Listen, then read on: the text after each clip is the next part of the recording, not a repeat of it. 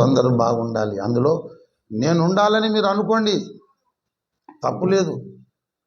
కానీ నేను అనుకునేది ఏంటంటే సర్వే జనా సుఖినో భవంతు, అందరైతే బాగుండాలి, అందులో నేను ఉంటే ఉండి లేకపోతే లేదు. జాందో పెద్ద ఫరకేం పడదు నాకు.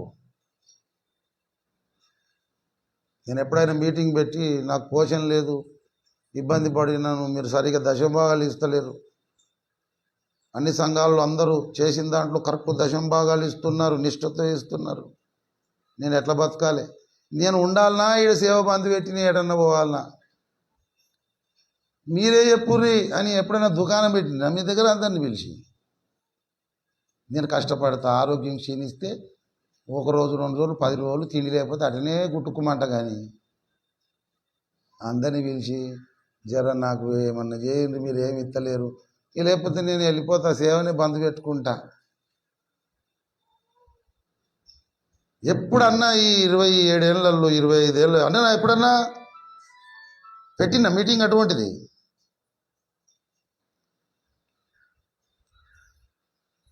నాకు ఆత్మాభిమానం ఎక్కువ, అంటే విపరీతం ఆత్మాభిమానం. అంటే నన్ను నేను రెస్పెక్ట్ చేసుకుంటా, నన్ను నేను గౌరవించుకుంటా.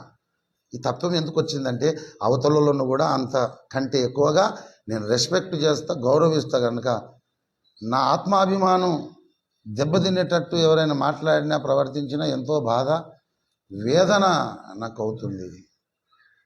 ఇంకా నేను బతకలేకపోతున్నా, సంగమా నన్ను బతికించుర్రి, ఇక మీరు సరిగ్గా ఇవ్వకపోతే నేనే దుకాణం బంద్ పెట్టుకొని ఇక పోతా అని అన్న. ఎప్పటికైనా నేను ఉపవాసం ఉండేది కూడా నేను చెప్పాను మీకు. దేవుని దగ్గర గోదాడుతా, పెడితే తింటా, లేకపోతే ఓ టైంకు ఆయన్ని తీసుకుంటాడు. కానీ దేవుని కార్యాలు భూమి మీద జరగాలన్నదే తపన. ఏమైపోతుంది? అట్లా నేను పలుమార్లు చేశాను అనుకో, అందరికీ ఒక మనసు వస్తుంది, మేము బతికిస్తున్నాం పోషిస్తున్నాం పో, ఈయన చెప్పేది ఏందట అనుకుంటారు కూర్చొని. ఒక్కని బుర్రకెక్కది పాఠం, మనసును పెట్టాడు దేవుని ఉపదేశం. ప్రభువునందు ప్రియులారా, మనము నేల మట్టుకు తగ్గించుకొని క్రీస్తు మీద ఆనుకొని మనం బ్రతకడం నేర్చుకోవాలి. సాటి మనిషిని మనం గౌరవించాలి. ఏ మనిషి లోపలైనా చెప్పుకోవడానికి 2-3 మంచి లక్షణాలు ఉంటాయి, వాటిని నోరు తెరిచి చెప్పాలి మనకు చెప్పాలనిపిస్తే. కానీ ఆ వ్యక్తిని గురించి నీచంగా మనం ఎప్పుడు మాట్లాడద్దు. ఒక వ్యక్తిని గురించి నీచంగా మాట్లాడితే ఆ విన్నోళ్ళు ఇంకా 10 మందికి చెప్తారు, ఆ 10 మంది ఇంకా 100 మందికి చెప్తారు, ఆ 100 మంది ఇంకా 1000 మందికి చెప్తారు. ఒక వ్యక్తిని మనం డ్యామేజ్ చేసిన వాళ్ళం అవుతాం. దానివల్లన ఏమి సంపాదిస్తాం మనం?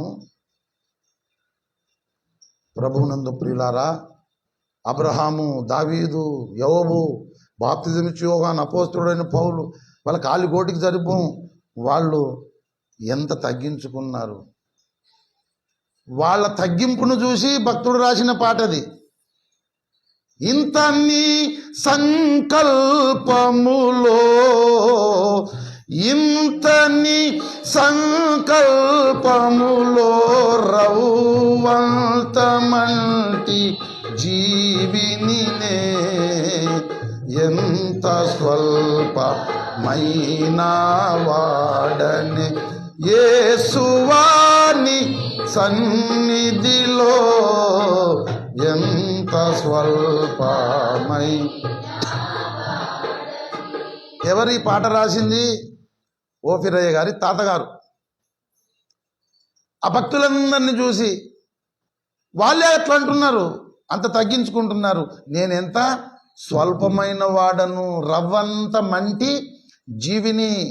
గోధుమ రవ్వ ఉంటుంది, ఒక రవ్వ చూస్తే ఎంత సైజో అంత మంటి జీవిని. ఇంత నీ సంకల్పములో రవ్వంత మంటి జీవిని, ఎంత స్వల్పమైన వాడను యేసువా నీ సన్నిధిలో. ఈ యాటిట్యూడ్, ఈ వైఖరి శ్రేష్ఠ భక్తుల గుంపులోకి మనల్ని తీసుకెళ్తుంది.